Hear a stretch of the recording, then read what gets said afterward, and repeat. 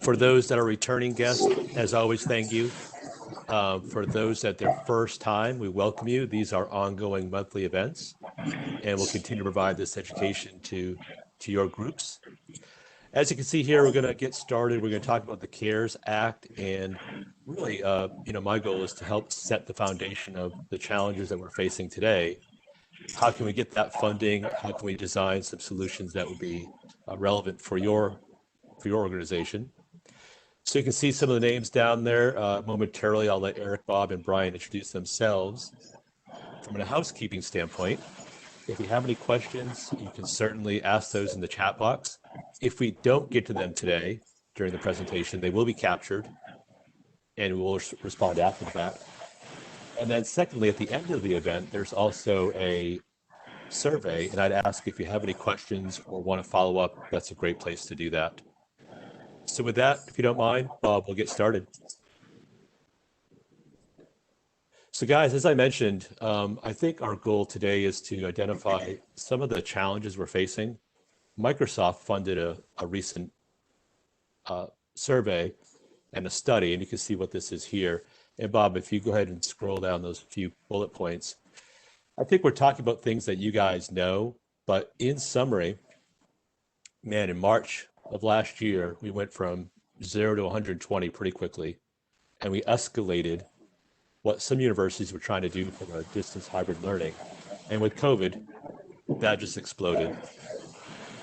Along the way, I think what we're finding is not only are students struggling a bit, but some of the staff is as well, trying to marry what that learning experience was like. So you can see here, 90% of faculty members were saying before COVID, less than half of their courses were offered remotely. And now, amazingly, 1 in 3 folks are saying that they will permanently offer all or most of their courses. That's a huge change. Down below, we're saying almost 2/3, a little over 2/3 of students are saying they don't feel prepared for the coming year. And almost half of those are less engaged and less focused than normal. So again, how do we bridge that gap of trying to make that remote hybrid learning experience as similar as possible? How do we engage our students? And then one thing, from my own experience, one thing I have found as well, I think recruiting is going to be impacted. If I'm a university and I'm trying to now solicit these potential students, I better have a platform in place that is going to attract them, because my competitors will, for sure. So with that, I'm going to turn it over to Eric here in a moment, and thank you guys in advance for all the content. Thanks again for everyone attending, and I'll see you at the end of the presentation. Thanks, Joe. Appreciate the opportunity to come in and talk to you guys. As you can see, I've been doing this for a while, and I've got some real world experience, not only in helping a lot of universities deploy technology, but I've been a consumer with 4 kids, 1 out of college, 2 in college, and 1 shopping for college. So we've been looking at all of this, and I got to say that the whole technology and how they're dealing with hybrid, as we've been able to, in some schools, be able to do tours, and other schools not be able to do tours. It really is kind of impactful. I know my daughter, as she's kind of looking around, like, oh, how do they handle in this? Am I going to still have a college experience? And what if it happens again, or we go back in, and what that's going to be. So although I think that's, we've gone from 0 to 100 real quickly here, I do believe we're going to have at least a cruising altitude for some time in the future, because I think it's going to be something that people do consider. If you could advance that, Bob. If you could, yeah, just as a real quick before we get in, I think it's always important to make sure you know who New Era is, and how we've grown. Many of you have maybe worked with a portion of our business, but not always aware of the organization as a whole. We have grown at this point to over 40 offices around the world, with the UK, the US, and in Australia and New Zealand, covering the Asia Pac area. So really a lot of growth, 1,500 employees and professionals that are just dedicated to bringing great products and solutions to our customers. And we have lots of arrows in our quiver and tools that we can help really deliver great and flexible and resilient solutions to our customers. Next slide, Bob. We've kind of broken those categories down in our pillars of excellence. You know, we kind of see them in some of these different groups. We have a collaboration in UC, which is where our AV and technology and visual collaboration tools are, along with traditional unified communications.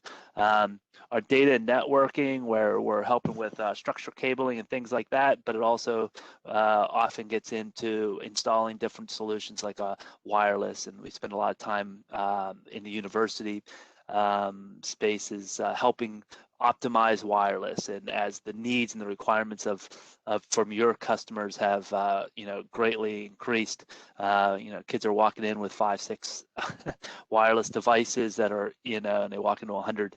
How do you handle that and give that the quality that they're expecting and need, and managing that? Lots of different solutions there. Also on the universities, physical security, camera solutions, health monitoring solutions, things such as that we work a lot with. And then also we kind of also tie into cybersecurity into those solutions, right? Of how do we keeping you safe all through. Cloud Blue is basically the branding and marketing of all of our cloud products and solutions. We have a wide range of solutions to help you, everything from your WebEx calling to backup and recovery solutions to really just everything in the cloud, the Wi-Fi, surveillance, whatever it be. And then a whole host of services, of professional services and managed services. And then Microsoft, as many of you may know, we're a Microsoft Gold partner. And to put that into reference of precious metals, you know, less than 1% of Microsoft partners are Microsoft Gold. So it is a somewhat of a small group there, and really have the expertise to help you across the whole Microsoft platform. So that's just a quick overview there, Bob. Yeah, and then a little bit more what we're talking today is more on that AV integration and our expertise here. We're one of the largest AV integrators in the country, supporting our customers all over the country and the world. But you know, we really have strong excellence and expertise in all things AV and visual based communications. So we can help you with the designs, installations, and support of just about anything you could talk about there. As we go a little bit on the agenda here, what we're going to talk about, we want to get into a good understanding of what the CARES Act and what those capabilities are. We want to review some of the different sample solutions that might be kind of get the juices flowing about some different ways that we can kind of help use those funds, and help you create a roadmap of how to figure out a solution, go get money for that, and then a process to get it installed and supported over the life and use of the system. You can advance that one. I don't know if that should be in there. So some of the key issues that we want to address today is how do we enhance, I mean, really what we want to enhance the student engagement. How do we make that experience better? How do we make sure that we put solutions in place that are not a hindrance to the education process, that instructors aren't thinking about technology, they're thinking about the content that they want to deliver and that the students can receive? How do we deploy those solutions to address and all these challenges of collaboration? Now it's different. And how do we make sure that these solutions that we deploy are amplifying your other education platforms and solutions you've put in place, that they seam all together and it's not a bunch of fragmented solutions that then you're trying to figure out how to support. And of course, what we want to try to do is help you give an idea of how we can help pay for those solutions. As we said earlier today, we're partnered here today with Legrand AV. Many of you may not know Legrand AV as Legrand AV, but you are maybe familiar with some of the products that make up Legrand. So they represent products are CTG, which is cables to go, and they make all things cables and connectors to allow people to effectively connect their products to the items.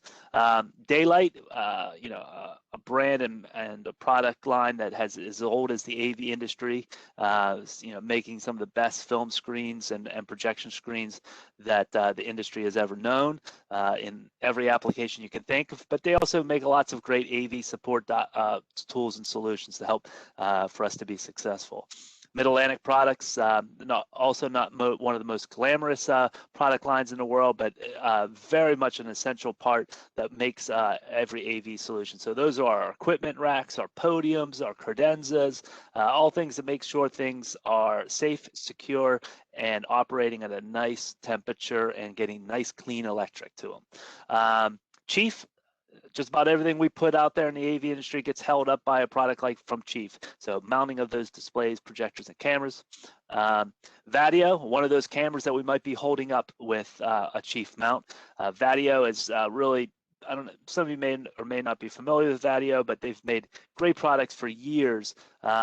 And they really have a real nice niche in how do we get that computer signal or how do we get that video and audio signal into a computer in some really nice little packages that are affordable, easy to deploy, and support for our customers. And Luxel, a kind of more of an appliance-based network and wireless solution that helps bring some of their solutions together. So that's who Legrand AV is. Today we've got a number of folks on the call to support, but we're going to be hearing from Bob Hivner and Brian Retzlaff and on both the CARES Act and about some of the products and solutions. So that being said, let me throw it over to you, Bob, and go take it from here.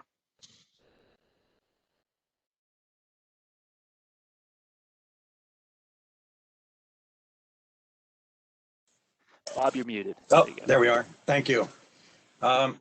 Thanks, Eric. And we're glad to be able to present this. We've done a lot of work with the CARES Act, and how we're going to break is I'm going to talk a little bit about the CARES Act specifically so that you can understand it. It's important to understand the flow of money. And then I'm going to hand it off to my colleague, Brian Retzlaff.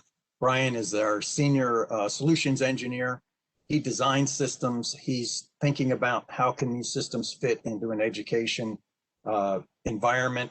What are some of the options that we need to do? And he's going to talk about those things. My role as regional solutions and consultants manager, I'll talk about that in a second as I kind of introduce the whole Legrand team. You kind of need a little bit of a map to understand. In the eastern PA and New Jersey area, Joe Davis is our territory sales manager. He's the one who works with New Era and putting together proposals, those sorts of things. We also have some inside account people. They're shown there. And then we also have, because we have so many brands that Eric talked about, we have brand specialists in our major areas. So these folks are available to ask specific, detailed questions about products or certain applications. So as Eric did a good job of reviewing the different brands, we have the specialists that do that. And then we have this consultants group, and the consultants group is working with end users, kind of putting complete systems together. In the New York area, it's Jerry Berger. Up New York and New England is Julia Farber. I think Julia is listening in on this call. And then I cover Pennsylvania, Delaware, Maryland, DC, Virginia, that area. So we have a lot of resources available, things that train to help, and we've done a lot of work through the CARES Act and opportunities that are coming up. So again, I'm going to talk to you about the CARES Act and give you an overview, and then I'm going to hand it off to Brian, who's going to talk about solutions. So you've probably heard about CARES Act. I'm going to wind the clock back a little bit, 10 months. Maybe it's a lot if we think about it in terms of what it seems like. But back in May, when the original CARES Act was passed, we call it CARES 1 just so we can keep it straight in our mind. There were really 5 parts to that. The ones that we're most interested in are the higher ed funds, somewhat the governor's fund, and then also the ESSER, which is the elementary fund. And the funding is interesting in a sense because it depends how the fund process determines how the money gets to each of the end users. And the end users would be a college or a university or a local school system. The elementary one moves through the state, and then the state goes to the elementary and secondary, the K12 group. But the higher ed ones go directly to higher ed, and I'll address those in a second. The funding information is available. It's actually public information. Everybody can see what that is. And it's actually helpful, and I'll explain that in a little bit when we get to the higher ed one, because I think that's where the most interest is for today's audience. But you can get this information for the whole country at this website. It's all published information. And what we're finding is that CARES 1, when it was passed in May, was the funding was, they were told it was to be spent by the end of the year. And then when CARES 2 came along, it was passed at the end of December. And CARES 2 funding, at that time when that was passed, the deadline was extended on CARES 1. So funds that were not spent in CARES 1 could still be available if they weren't spent. And this graphic gives us a really interesting dynamic, because you can see here, if you see, there's 3 different colors in each of these little columns that are shown here. The one on the left is the CARES 1, which was passed in May, June last year, was $30+ billion. CARES 2, which was passed at the end of December, was $81 billion. And you can see that the bottom one is the one we call the Governor's Fund, and I'll explain a little bit about that. The middle one is the elementary, and the upper one is the higher ed fund. And every one of them increased in size. And I'll give you a detailed graphic on each one of the information. This is just a breakup again of the numbers. But let me just hit briefly, just so you understand where it's going. The Governor's Fund goes to the governors, and this second round, which is a larger amount, which is mostly focused to K-12, but there's also a big portion of it which is for non-public schools. So if you're in non-public schools, there may be money coming by way of your governor to the school, and that can be used for technology. You can see it. It's not limited to technology. It could be PPEs or sanitization or those sorts of things that are happening, but it can be used for technology. And the money is provided to the school, and the school needs to report back. If they don't report back the amount of money that they were allocated, they need to return that money. And that's generally the process for all of these funds. You can see it's all across the country just from this simple map. The elementary, you can see there was a big jump in the funding for K-12 schools. The second round, Pennsylvania, was $2.2 billion, which is 3 or 4 times what they got in the first one. And the other thing that the legislators found was that it was difficult for the funding to actually occur.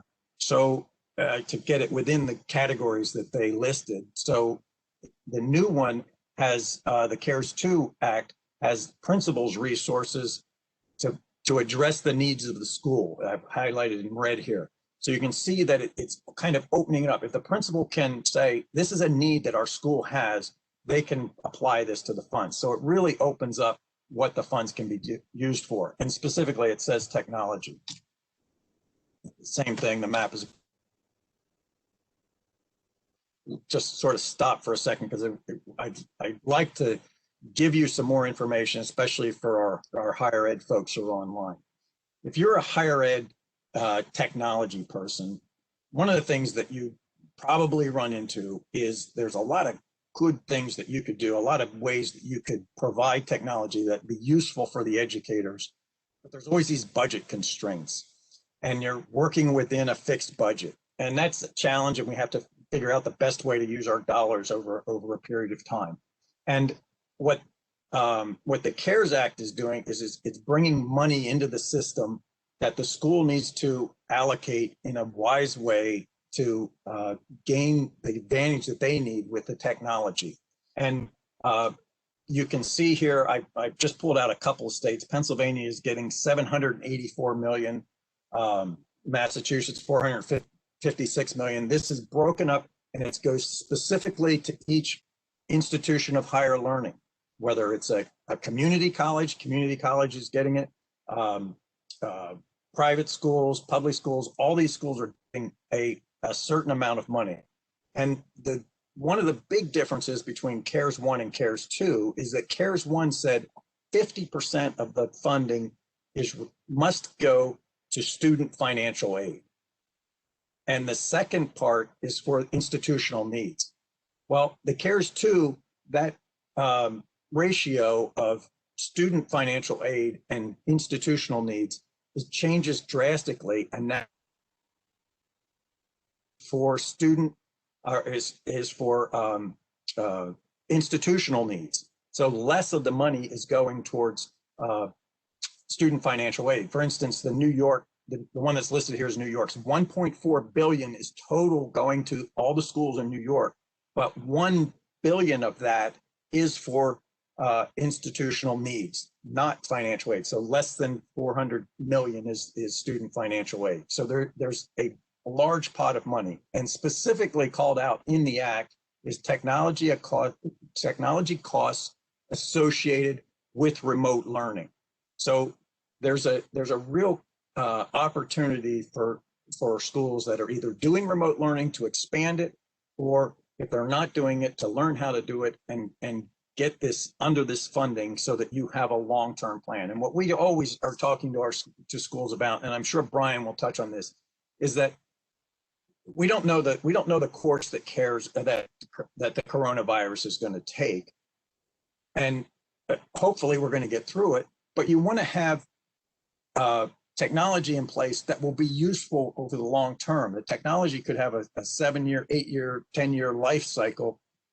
You're going to want to be using this over time. So instead of you want to be sure, and New Era certainly is aware of this, and it's top of mind in their planning, is that we want to make sure that we're using the funds in a way that are going to benefit the institution for a longer period of time. So are a few of the points of the funding, and the additional funding is that we found, and in our conversations with directors of technology, media people, IT people, is that many of them were not aware that this funding was coming into the schools. And we urged them to go talk to whoever your finance person is. It could be a provost, it could be a VP of finance, it could be a assistant to the president, somebody like that who's managing the funds. There's somebody who knows that the school has gotten the money, and going and asking sometimes has resulted in people getting funding to do work that they wanted to do within the classroom on a technology basis, because it opens up the budget, opens up some opportunities to spend some money, and maybe some different allocations of funding that can help. So I'm going to now pass to my colleague Brian, and Brian, do you want to pick up and talk about some of the solutions that we have and things that we've seen work in the past? Absolutely. Thanks so much, Bob, and I appreciate that intro. So what we're finding for CARES, Joe kicked it off really well when he, identified the kinds of things that our customers, our teachers and schools are seeing as needs that they have, right? The idea that we need to keep students engaged and we need to not hinder the teacher. Those kinds of things are really important. And so what we've done here in these next couple slides is really tried to identify the solutions that are available from New Era Tech that you can deploy to help with some of those things. On this slide in particular, what we found is a lot of educators are being told, we don't know if we're going to have to quarantine you every day, from one day to the next.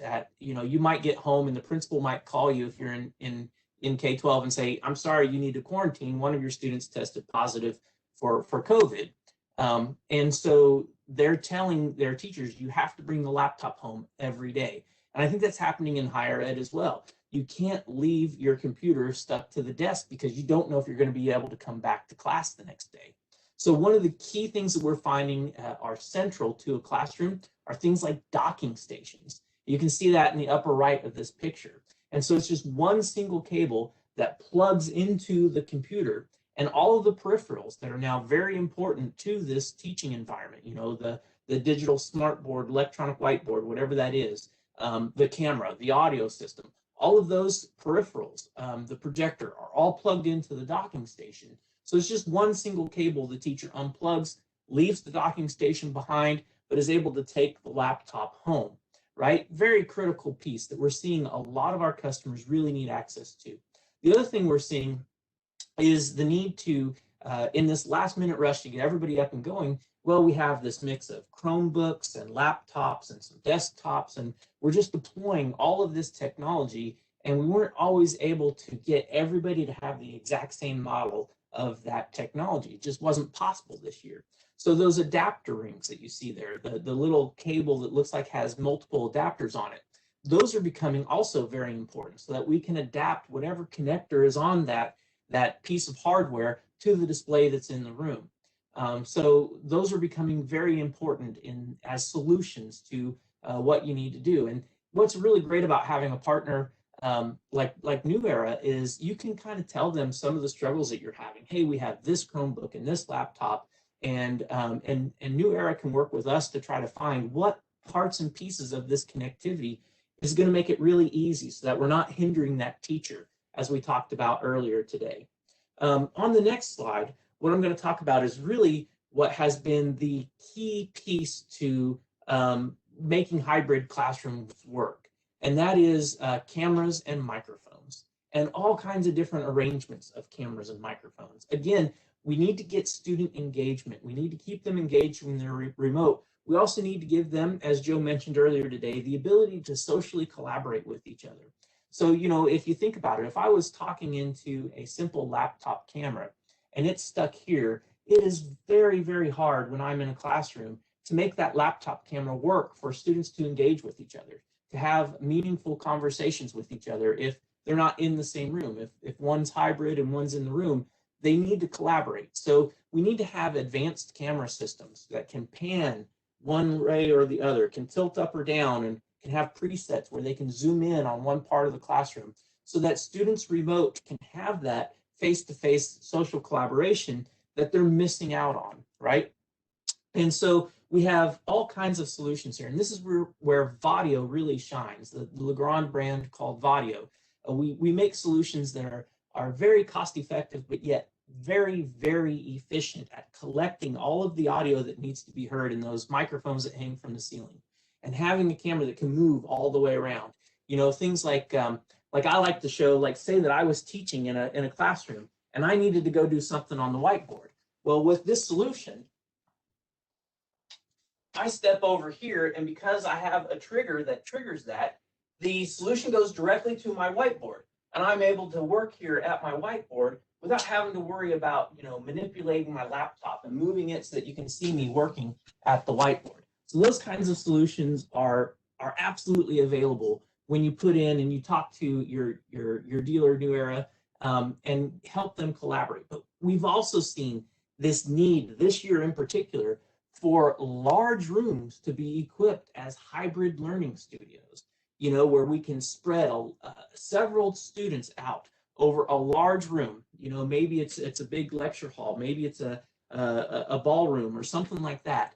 And so we have this, you can see the picture on screen there, the auditorium cafetorium solution, where we can integrate multiple cameras, we can integrate it with all of the different AV in the room so that you can still have that personal ability to zoom in on specific students, to zoom in on the teacher, and have that collaboration going back and forth with real genuine audio that everybody can hear, and with faces that people can see. You can see their facial expressions, you can see they're happy or they're not happy or that they don't get it, all of those kinds of things. And so New Era will give you the ability to integrate these types of things into your large spaces. So another key piece to this was we knew we might need portable. For instance, as I mentioned earlier, the teacher who has to stay home because the teacher is quarantined for the next week.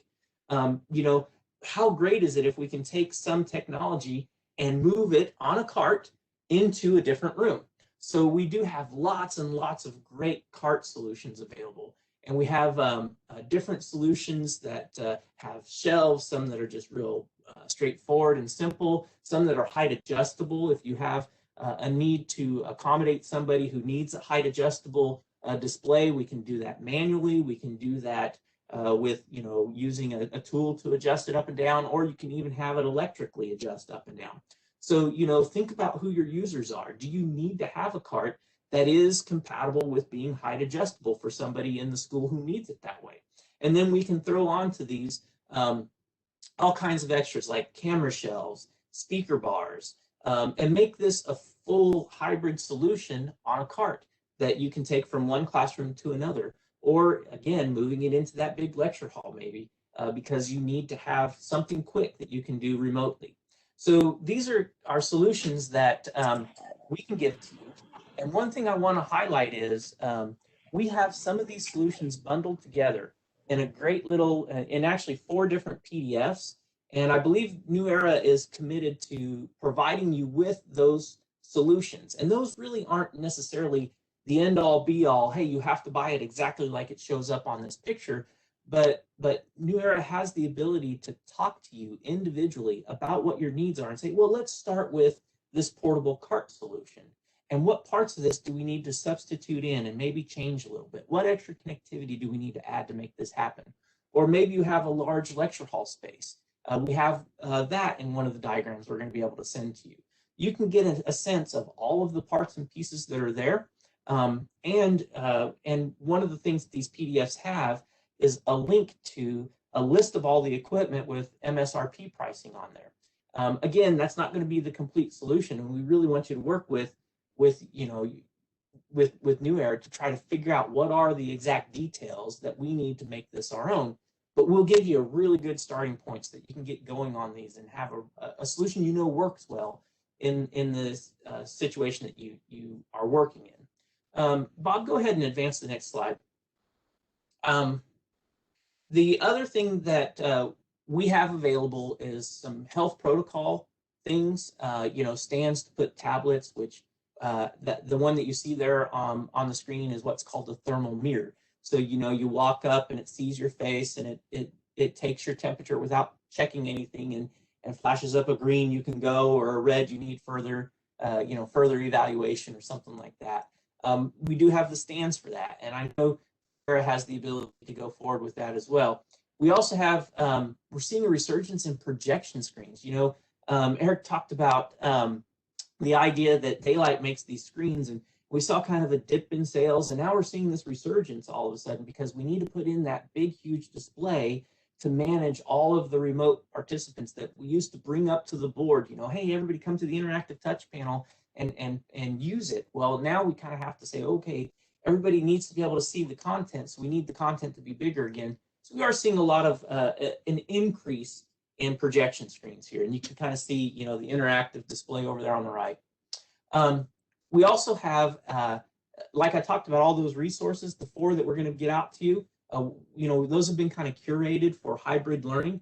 But if you want to visit our solutions page, we're happy to send these links out to you so that you can go straight to our solutions page, whether it's K12 or on the next page, Bob, the higher learning, the higher ed landing page, where we have all kinds of additional things. You know, say you just want to do streaming, or say you need to look at carts, or you want to see a video of how this is going to work, or maybe you want to attend a webinar, which, by the way, my company is, as a public service, next week, we are doing customer engagement webinars.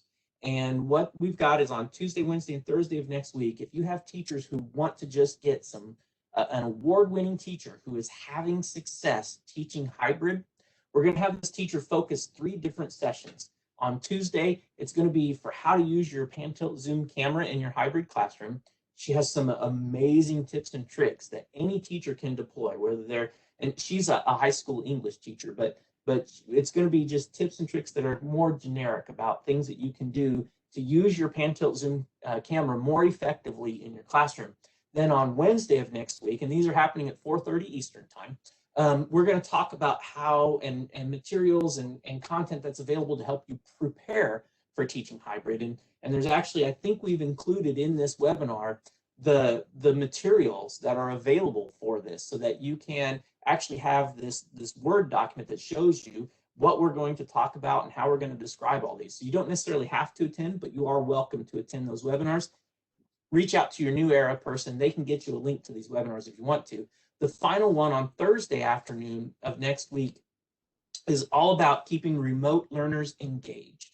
And I can tell you, Carmen, who is the teacher who's helping with this, she has done a phenomenal job keeping her remote learners engaged this year. And that's why actually her AP exam scores this year were really, really good, impressively good. So much so that they're even going to probably, take a second look at how good her students did. So we'll get you some great tips there and tricks. So Legrand is committed to helping, and that's just a public service that we're going to do to help with this process. So I think that's just about all I have on my part of the presentation. So what I'd like to do is I'd like to ask Joe and Eric to step back in and kind of talk about what specifically New Era can do. Awesome. Brian, guys, thank you very much. I'll echo here in a moment. We'll talk about how we can help you, but I'll echo what Brian just mentioned. If you want any of those resources, at the end of this survey and in a follow-up email, you'll have the chance to answer a few questions, but there's also, I believe, a text field. So in there, if you want to say, geez, I'd love to get the links to the events or some of those documents that help provide the context and parses and pieces, just let us know. At the end, I'll have my contact info. So again, how can we help you? If you don't mind, you can advance the slide. You'll see here a quick takeaway. On the survey I mentioned, if you just identify you'd like to leverage this offering, we'll come in and do these things. So we'll help you identify the individuals who should know about CARE funding, and perhaps you're on the webinar already, but we'll help with that process. We'll help you determine if there's been consideration of using the funds to meet the things that the guys talked about. We sort of changed the focus from what was helping students pay for college to now implementing solutions. So we'll go through that process with you. Brian touched on a lot of items available to us. So we'll help create that general list of what a solution might look like. And then I think, maybe Brian and team, you could talk about this, but I think what's really important here, and I've seen it, is the ability for us to help you bridge the gap between what's available for funding. I have that group, and the group that's responsible for deploying and supporting. Both sides get excited, and sometimes it's tough to meet in the middle on how we can apply this funding. So ultimately, I would say, Brian, I see you nodding your head. Is that a fair statement? Oh, absolutely. Yeah. I mean, the idea that we need to qualify where we are and really hone in on what your needs are and balance those with the needs of this part and this part of the organization. That's something where your team will absolutely help with that, but you are welcome to bring in, as you saw, Bob and I have these incredible number of people who, and basically everybody he showed you is related to the Northeast part of the United States, and they're just resources that are available. So yeah, balancing all of those different needs. If for some reason you need to bring in one of us manufacturing people, we have so many different levels and areas of expertise that we're happy to bridge that gap for you. Great, thank you. If you don't mind, good. Yeah, thanks. As we're wrapping up, just one very quick note here. As I mentioned, we have these series going on all the time. I will tell you there's a change in the schedule coming up. So hopefully you'll receive some of these invites for the events. Again, we're committed to providing this education to you, the ability for us to understand what's out there in the market and how you can absorb that in your environment. So look for new events coming. And I think the final slide is here. We're closing. I would say again, before asking for the panel here to chime in, you'll have the post-event survey. Go ahead and indicate there. If you don't have a current New Era account executive, my email is right there. And again, just let me know if you'd like to receive some of the information that we talked about today. With that, guys, before we close it, any closing statements? I want to thank you all for taking the time today. Eric, anything from you or rest of the team? No, really appreciate the time and the opportunity. If there's anything we can help with, we want to be a resource to help solve some problems here for you. I don't know if do we have any questions? Do we have any chat or questions? I know that it came up. None so Chris, far. Nope. Okay. So I saw one in the Q&A about, and maybe you've already answered it, the one about the 501c3 institution. Were we able to get that one answered? I don't think we did. So yeah, please. Small library wondering if CARES is available to them. So I don't know if we know that answer, guys. So here's what we know. CARES 1 didn't have much of a focus there. CARES 2 was what I call CARES 2, but it's actually the CRRSA. Actually left out a lot of state and local, which is where libraries would tend to focus in on, with the idea that the stimulus that's being worked on right now would include some funding for state and local, which would flow down hopefully then to libraries and other nonprofits. So I don't think there's a lot there now, but we are very encouraged by what we're seeing going on right now, with the idea that there could be some funding coming up and what's being actively discussed right now in the federal government. And hopefully that answers the question. If not, feel free to send us another note or email Joe, and we can work one-on-one to try to get you a more concrete answer. Thank you, Brian. And can I jump in just to say, Yeah. and this is just in general, it's because of this money flowing, it's actually important to think about what your long-range technology plans are, to be prepared, because somebody could walk in and say, hey, if we had 20,000 or 50,000 or 200,000, what would you spend it on? And to have something sort of started in terms of your thinking can really help in that conversation. And we actually have evidence of people doing that and being prepared ahead of time. So, and I just want to say thanks for the time. And we're, as Brian said, we're happy to help any way we can. And we appreciate New Era and our partnership with them. Great. Thank you, everybody, for attending today. This session will be recorded. So if you want to share this with members after, just again, let me know, and we'll be happy to get that out to you. So once again, thanks for attending, and the team here, thank you very much. Everyone have a great day.